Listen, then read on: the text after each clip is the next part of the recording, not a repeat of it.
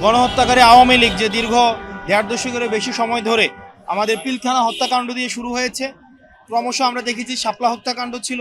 Judiciary killing হচ্ছে আওয়ামী লীগের সাথে একটা সমার্থক শব্দ। মানে জুডিশিয়ারি কিলিংয়ের অসংখ্য অজস্র উদাহরণ আওয়ামী লীগ সৃষ্টি করেছে। আমরা দেখেছি কারচুপির ভোট, আমি versus dummy vote, midnight election প্রচলন করেছে। এবং সর্বশেষ আপনারা দেখেছেন যে আমাদের যে জুলাই গণ অভ্যুত্থানে যে সহস্রাধিক ১৪০০রও বেশি শহীদ করেছে এবং ৩০,০০০-এর কাছাকাছি মানুষকে আহত করেছে।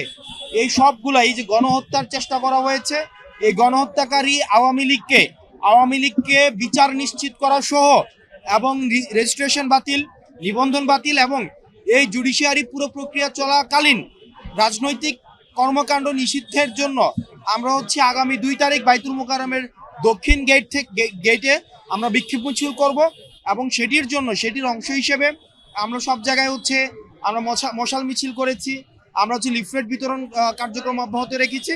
সেটির ধারাবাহিকতায় আজকে মিরপুরে আমরা এই মিরপুর ১০ থেকে কালশি পর্যন্ত আমরা লিফলেট বিতরণ কার্যক্রম করব, কারণ এই জায়গাটি এই জুলাই গণ অভ্যুত্থানের একটা হটস্পট ছিল।